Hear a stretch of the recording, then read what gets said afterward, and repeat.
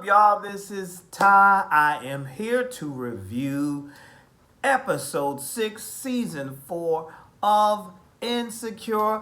The episode is low-key done. But before I get into that, I want to shout out to all my supporters. I see you down in the comment section.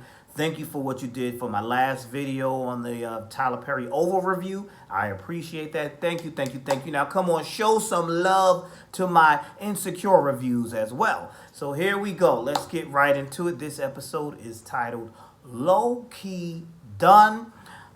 It takes place right after the block party, which was a big hit. You know, Issa pulled it off. It was successful. She should be celebrating, but you know what happened. We saw what happened. She had that big blowout fight with Molly. Molly was wrong, by the way. Molly caught an attitude, stepped to her at the block party. That was not the right place for that. That was not the right time for that. She was wrong either way. Even being upset, she was wrong. But the fact that you're going to do this at the block party really pissed me off. So now Issa's in her feelings. You know, she's hurt about what went on, and she's wondering, should she call Molly, and should she get this past them? And I'm like, no, you shouldn't call. And I agreed with her inner voice that she sees in the mirror all the time that told her, no, you always the one call. Sometimes, look, I'm petty. So listen, and stubborn at times. I ain't calling you first, especially if I didn't do anything wrong to you. There's people like that really get on my nerves. I dated a girl like that. She always doing something, then I have to be the one to make the peace and keep the peace. Then, I just said, forget it. And that's how I feel right here now. And I feel like Issa should be like, look, whatever. Listen, there's a season for everything. Maybe your season is up, but I don't think she should call and break the ice. Nope. Don't break the ice. I would have did the same thing, try to fill my time up with other things. So we see Issa filling her time up. She's ignoring the constant text messages and calls from Kelly. She's checking her voicemail. I like that scene where she's checking all the voicemails. And you see all the people some people are commenting about what happened at the block party. Kelly's trying to reach her. She won't answer that. She did speak to Nathan, and while he was working at the barbershop, and telling him, do you think I'm a user? I'm not using. He wasn't sweating. He knew it was no big deal. He wanted to know if she was okay. And shout outs, did y'all see that cameo appearance by the very funny comedian? I follow him on I think I follow him on Facebook, Ryan Davis. He had a quick cameo in the barbershop, and I was like, oh, that was cool. That was cool to see Ryan Davis in there. He was in the barbershop with Nathan. But, she had that talk with Nathan. And then the rest of the episode is Issa really trying to make herself feel better. She should be celebrating because she did a good job with that block party. So she's doing this whole pay it forward thing. And it's kind of funny. You see her in the supermarket. It starts off in the supermarket. Some pregnant woman who's trying to get stuff paid for, and she's going to be a good deed, paid for it, and look out for her. Then her card ends up declining, and the lady's like, don't worry about it. That was kind of funny. But then it gets funnier. So now she's trying to help this old man who missed the bus. As soon as he gets in her car, she decides she's going to give him a ride. This was the most ignorant old man. I mean, he was ignorant, annoying, moody, snappy dude. I'm doing you a favor. I'm trying to pay. See why you can't do nothing for people? I'm trying to do you a favor. And he just was talking on. He was reminiscing. He got a little rude with her, talking about he hit broads or whatever if they get out of line. Dude, again, I'm doing you a favor. So the old man was feisty. Those were funny scenes. Shout out to the actor who played that old grumpy man, because I thought it was hilarious. And she was being nice because I would throw him out the moment he got smart with me. But this ain't no I don't do those what do he say? With the lifts and all that. I don't mess with that Ubers and all that. As soon as he started with that, yeah, you gotta go. As soon as he started yelling and all that, yeah, you gotta go. You gotta go. When he did that screaming, and she stopped the car, I would have stopped the car and put him out. But then she even takes the dude He has to use the bathroom. They stop off, and he goes to use the bathroom. He comes back with candy. I would have left right there. That's just me. I would have. I ain't got time for it. But anyway, she takes him where he needs to be taken. Then she stops off at a paint and sip where she meets three beautiful young ladies. They're there for a bachelorette celebration. And we see Kyla Platt. I love her. Good actress. Really good actress. And it was good to see her. And she's playing the bride to be or whatever. And she's with her friends. They don't have no booze for this paint and sip. So here's Issa paying it forward again, letting them drink up her booze. They having a good time. She's seeing them talk about friends and their ups and downs and all this stuff. And the friend had mentioned how she had slept with her friend's brother, yada, yada, yada, blah, blah, blah. They had a bunch of girl talk. That was cool. And she seemed to be bonding with them. And I'm saying to myself, I said, okay, so this is the episode not with with the rest of the cast. It's just Issa on her own. Cool, we following it. She seemed to be bonding with them. Now the paint and sip is over. They done glurped up her drinks. And one of the girls invites her to, come with us to the bar. And she's like, sure, I'll come. So she went with them to the bar, and they're having this conversation. They end up talking about asking her what her profession was. They gassed her up, and she's saying, what she is, this cultural, I forgot what she said she was, but it was something like a cultural plan, a cultural events planner or something like that. So they're like, oh, she got money or whatever. They're laughing, joking, whatever. She and the other young lady go to the bathroom. While she's in the bathroom chatting it up with the girl, she notices that the conversation stops. She comes back out, finds out that they used her. They were doing these things, this check-off list that people have things to do at a bachelorette party. Meet a stranger, dine and dash, get a free drink. And they got a 2-for-1 out of her because they got free drinks. They scammed her. They got drinks. And they dined and dashed. So she was pissed.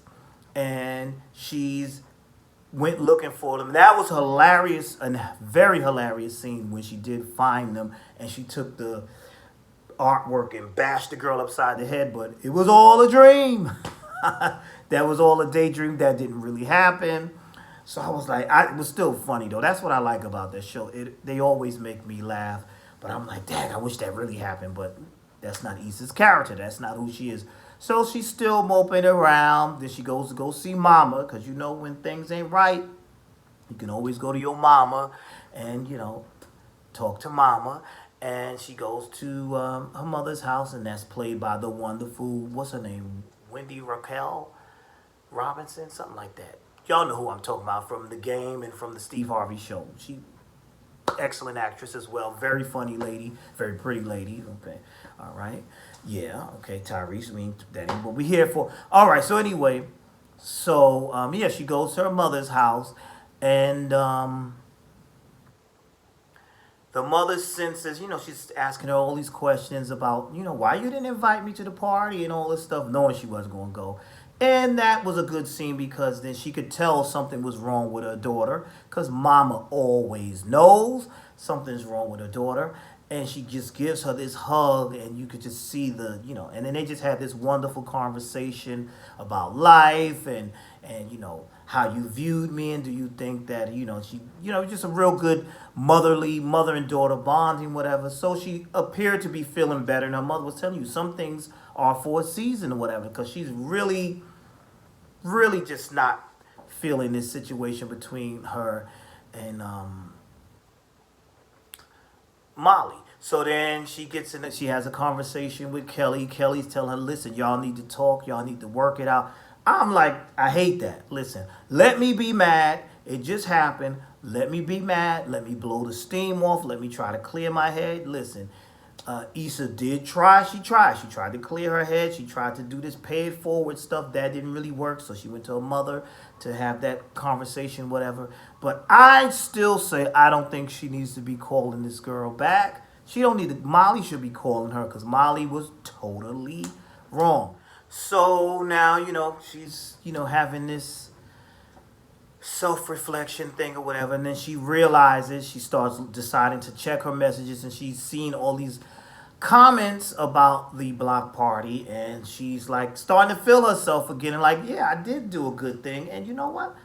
I probably can do this again. It's coming soon because somebody said in the comment section that, on about the event that, oh yes, this was cool. Where could I see more like this? And she said, I got you, coming soon. Good. So she seemed to be motivated. Now she's going to go to her favorite Ethiopian restaurant and get her something to eat. And boom, who's in the restaurant? Molly. And so we see Issa standing there, and she doesn't go in. She looked like she was going to go in and talk to her, and I'm like, don't you talk to her first. Don't you do it. Don't talk to her first. I'm telling you, I could be stubborn like that. I'm like, don't talk to her first. Nah, she was wrong, and she tried, to me, even though the event was successful, that little argument put a damper on the event. I didn't like that. That was me, and that happened to me in real life, and one of my friends did that. I'm not reaching out to you first. You need to reach out to me first. So she doesn't go into the restaurant. She decides to leave. Me, I would have walked right up in there, ordered my food, and act like I didn't see you. That's I know. I'm petty, right? Just petty, right? I'm too old for that, right? But listen, I'm telling you, that's how I would have walked right on up there. Probably sat right next to, ordered my food. Yeah, let me get the number, whatever. Give me this and the water, and yeah. Can you wrap that such and such? Looked over, no, I wouldn't even looked over at her. I would have walked right in, got right next to her. Oh yeah, let me order the such and such and such and such. That's how I do. That's how I do. When people do me wrong, you need to apologize first, because I've been on that side where, now, when I do wrong, I do apologize to people. I don't want y'all to think I'm that petty. I do apologize to people. But I'm saying, when you know you are in the right and the person is the one who did you wrong, you don't go apologizing first. No. I don't care what nobody says. You don't. You don't. No, you don't. Not with friends. Not like that. No. If it's your wife or whatever, sometimes you gotta, but no. But let me tell you, I would have walked up in that restaurant, ordered whatever I wanted to order. Give me that put the beans in there. Give me 2 drinks, and I would have been ordering extra, and give me that and wrap it to go. Yeah, okay, thank you. And then I would have. So I would have. Look how petty I would have been. Y'all watch this. I would have been talking to the cashier, the person I ordered the food from, and I'm like, yeah, and I threw a great event the other day, and I got this food to celebrate, because things are good for me, and things are going good for me going further. Then I would have shot a look. See, that's my little cheap shot I would have did. See, that's what she should have did. But no, she didn't do. That's what I would have did. Like, yeah, I would have made a little jab, petty, a little jab, yeah, because life is good. I'm good. And then got my order and left. That's what I would have done. I wouldn't have spoke unless she spoke first and broke, unless Molly spoke. You speak, you did the wrong. So that's just how I feel. What do y'all think? What do y'all think? What did y'all think about tonight's episode? I thought it was pretty good. I enjoyed it. I thought it was funny, and I enjoyed how, I like this journey, how they're still not dealing with each other and all of that stuff. But I say, listen, Issa, don't speak first. Let her speak to you first. Let her apologize. Damn it. And like I said, I would have been like, walked in there. Hey, what's up, y'all? Hey, how y'all doing? Yeah, I'm ready to order. And kept it moving. Unless she would have broken the ice and spoke to me. That's how you handle that when people wrong. That's how you do it. But anyway, that's it. Thank you for watching. Thank you in advance for watching this video. Please like, comment, and subscribe. Share the video, and thank you again. Y'all are making this channel grow, and a brother truly appreciates it from the bottom of my heart. That's it for now. I will see you in the next video. I am out. Be blessed.